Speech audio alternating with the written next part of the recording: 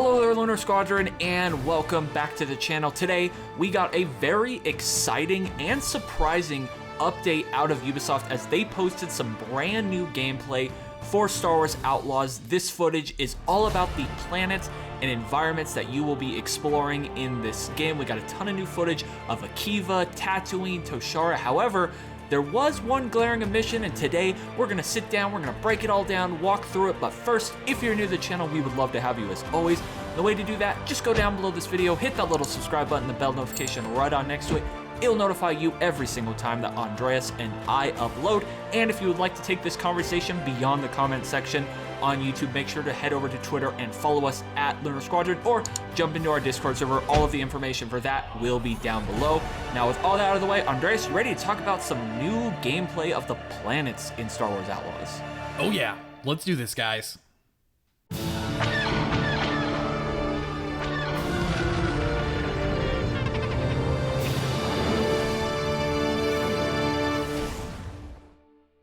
Today's new gameplay starts off with a planet that we haven't really seen that much so far, and that is Akiva.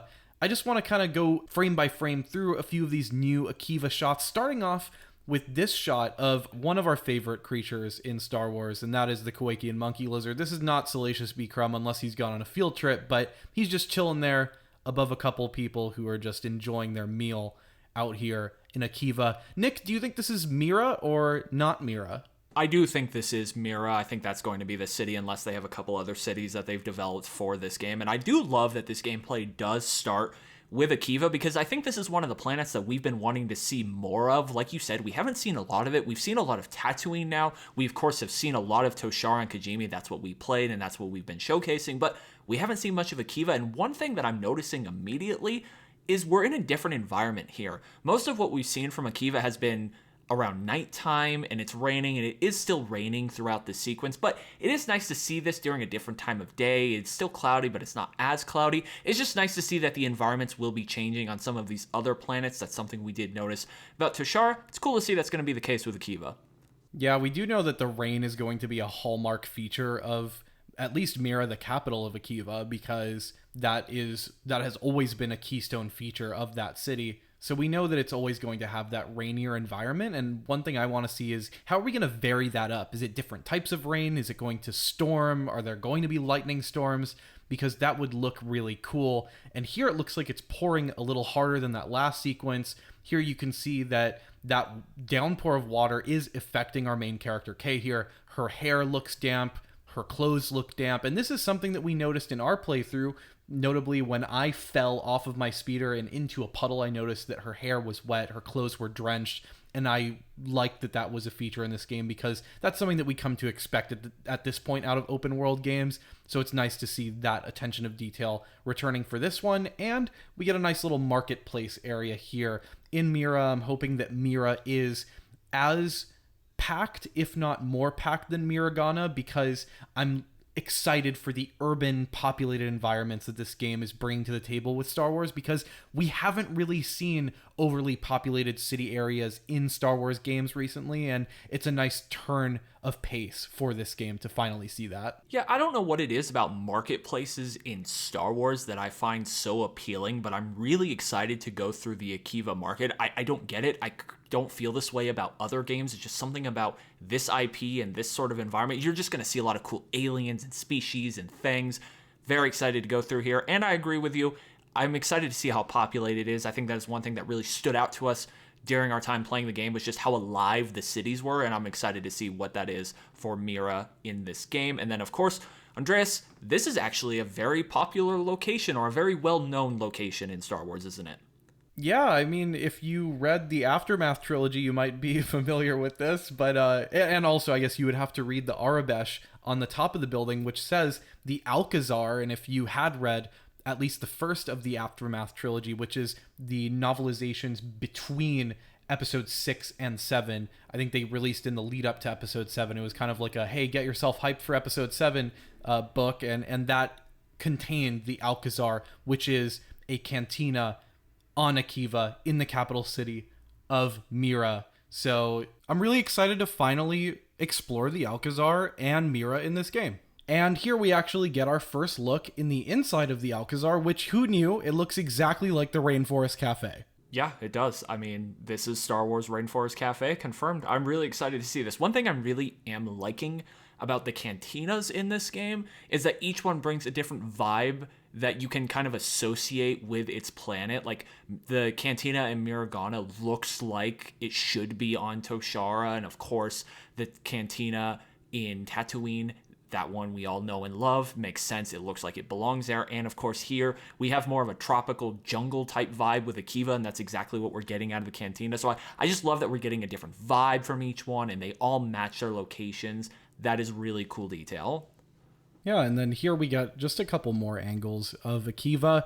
And I think the overarching theme here is, especially with this shot, Nick, it reminds me of the beginning shots of Raiders of the Lost Ark, where you have the temple idol. And I'm hoping that I get some more of that vibe out of this game with some Indiana Jones going on. I love that you pointed that out, because that is exactly how I immediately reacted when I saw this trailer earlier today. Was this part reminds me of Indiana Jones, just between Mira and just the jungle environment of Akiva, and we know that we'll be able to go out exploring for artifacts. They've talked about this. This looks like a great place to kind of get that Indiana Jones adventure in Star Wars. I'm really excited to explore Akiva and just get that indie feel. It looks like something out of Uncharted or Indiana Jones or Tomb Raider or one of those style of games. Jungle Cruise even. Like, it just looks like a very adventurous and dangerous place. Really excited to just see how big Akiva ends up being and all of the different things you can do in this more like outback looking environment outside of the city.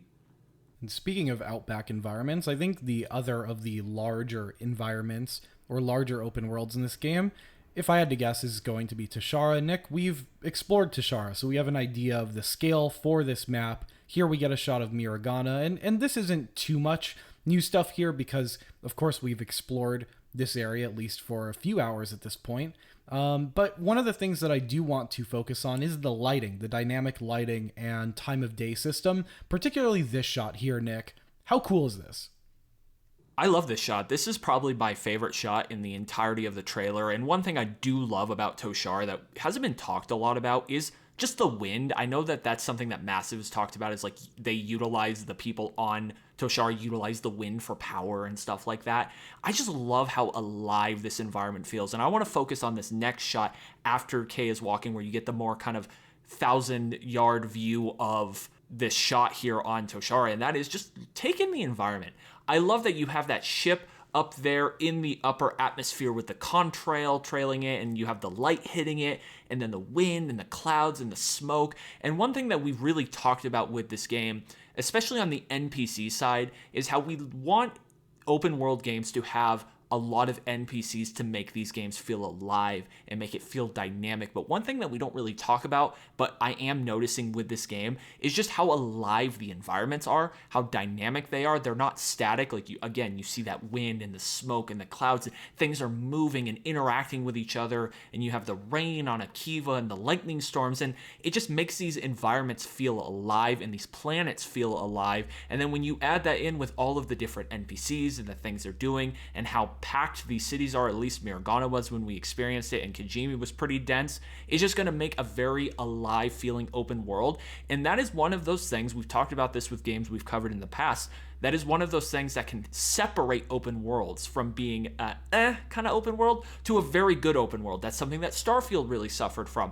On those procedurally generated planets, yeah, there was 1,000 of them, but who cares with how there was nothing going on 99% of them. But here, we got a lot of stuff going on. We see it again on Kijimi, just how many different NPCs there are walking around the cantina. There was the smoke from the chimneys because it's cold outside. You have the snow bustling around. Just a lot of really cool environments and a lot of really cool dynamic environments. Yeah, I particularly was taken aback by this shot here because when I was running through Kijimi, it felt like more of a contained experience than Toshara, and I was surprised to see this shot with a relatively large hangar bay. Looks like it belongs to the Ashiga clan just from looking at the Ashiga logo up in the back there.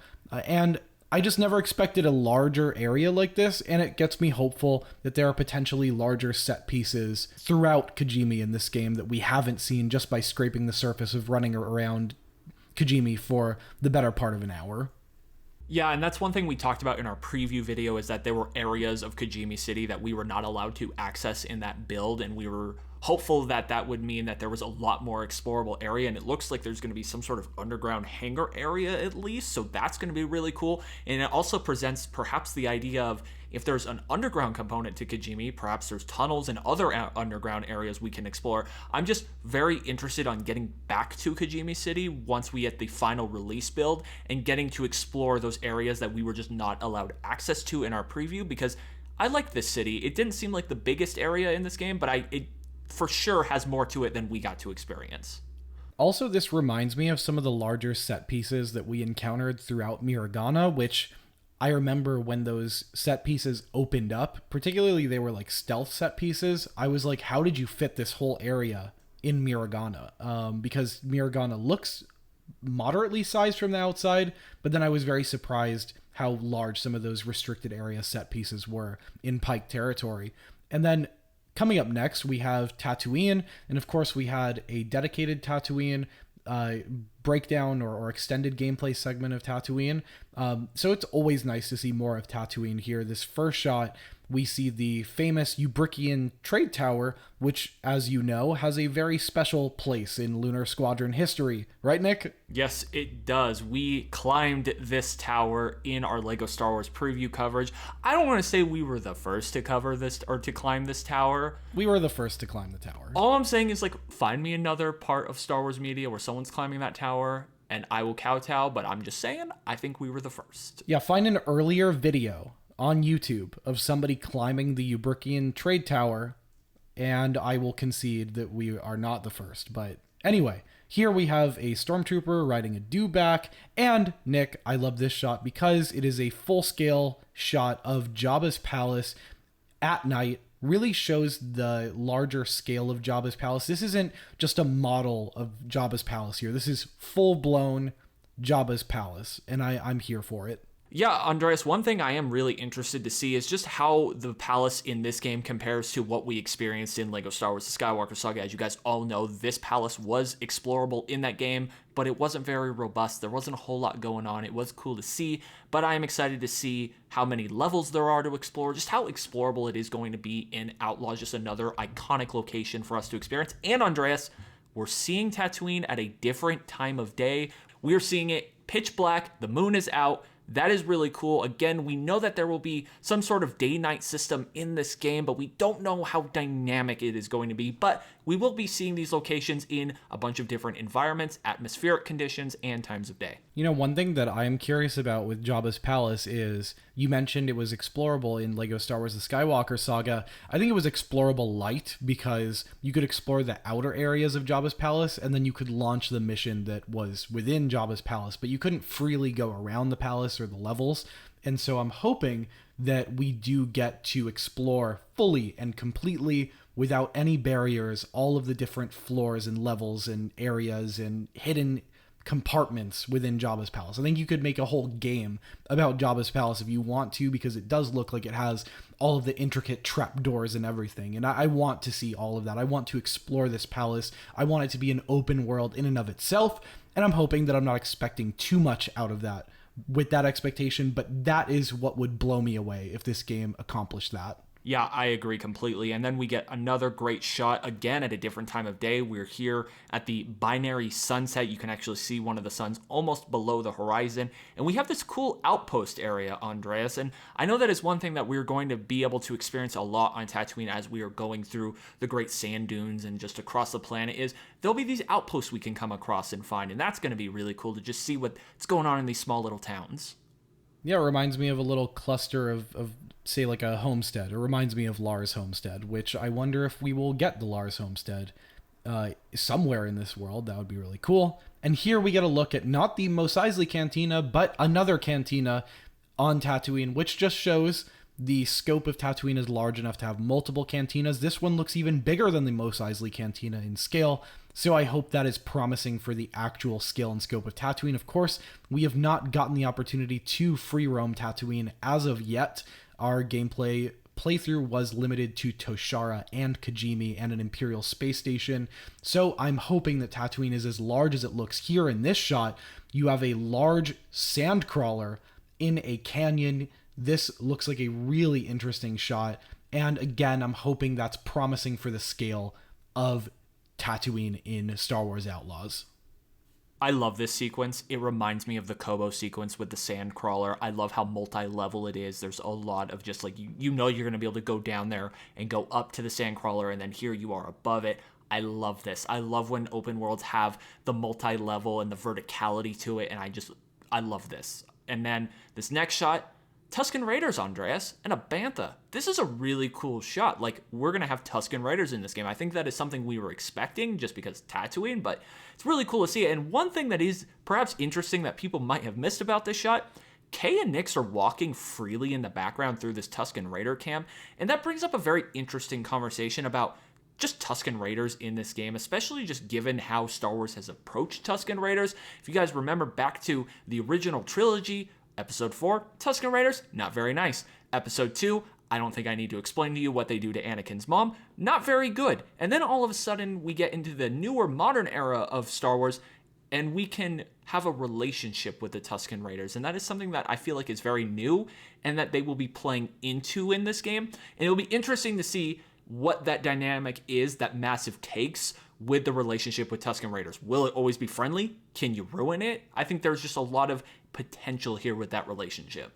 Yeah, I'm wondering if you're able to communicate with the Tusken Raiders by way of sign language, like we saw throughout the Book of Boba Fett, as well as the Mandalorian Tusken Raiders, which did seem very different in terms of their cultural practices than the original films. But yeah, I'm wondering where Outlaws places the Tusken Raiders on that spectrum. And then this final shot here for this trailer is one that I love because, again, it harps on scale on Tatooine. If you can count, there are about 8, if not more, Banthas scattered throughout the windswept desert of Tatooine here. And those Banthas look as small as ants, which is how large this shot makes this area look. And of course, it is just desolate wasteland, but I want Tatooine to feel like the actual scale of Tatooine, because Tatooine felt so large in the films, and I know it's a whole lot of nothing in a lot of areas, but that is part of the Tatooine experience. I want to see it, and this looks like a pretty large area. Yeah, I completely agree. This was a really exciting gameplay trailer. I loved how they put this together. I love seeing all these different environments. I'm so excited to just explore these planets in this game. However, before we get out of here, there is one thing that I think we need to talk about, and that is a glaring omission from this trailer, and that is the fact that Canto does not make an appearance in the walkthrough of the planets you will be able to explore in this game. Andreas, I find that fascinating because we know for sure that that planet is confirmed. We have seen Canto gameplay, but it does not make an appearance here in this trailer. But I think there is actually a very reasonable explanation for that. Yeah, I mean, we know that Kay comes from Canto Bight. That's where she's born and raised. We know that this game is starting in Canto Bight. And then we also know that at some point she steals the Zarek Besh's ship, or Sliro, who's the leader of the Zarek Besh's ship, and she has to flee the planet entirely. And so I guess that would canonically, with the story that they're trying to tell, make sense that if you are on the run from Sliro and the Zarek Besh that are based out of Canto Bight, it would make sense that you can't freely go back to those areas. And there are heavy story spoilers in and around Canto Bight, which is why they may be avoiding that planet for this walkthrough of the different planets in this game. But Nick, there is no official confirmation as to why it was omitted. So again, I am wondering and a little worried at this point, but I'm hopeful at least that we will have a fully explorable Canto Bight that fits the bill of the other planets that they've put forward with this package. I'm hoping it lives up to the scale and promise of planets like Tashara and Tatooine and Akiva, because those look like the larger planets in this game, and I'm hoping we get that for Canto Bight because that's one of those planets that I'm really excited for in exploring, and I was a little disappointed, to say the least, that we didn't get more footage with this gameplay. Yeah, Andres, I think the most likely explanation here is exactly what you said. we obviously will be on the run from the Zarek Besh. It wouldn't make sense narratively for you to just be able to walk freely through their HQ planet. I think there will be a sort of post-endgame experience like a Spider-Man 2 where it dumps you back into the open world, and then you will be able to go back and explore Canto, which will be exciting to have a planet that you haven't been to very much to explore once the game finishes. I think that will be really cool, and I think that's what I'm expecting. I think we will obviously experience this planet in the prologue, and then it looks like that's where the final heist is going to take place. So we will be visiting it, but I just don't think it's going to be available to the player in an open world experience throughout the narrative of the game. And a lot of people might not like that, but it does make sense for the story of this game. So we'll just have to wait and see. Anyway, guys, let us know your thoughts down below on this new gameplay trailer. I know Andreas and I are very excited about this. We loved this trailer. What is going to be the planet you want to visit first and or the most and explore and all that? We would love to know what planets you guys are hyped for in this game. Definitely let us know all of that down below in the comments. Anyway, guys, that is going to do it for us for this one. Thank you all so much for watching, and as always, we will see you all next time.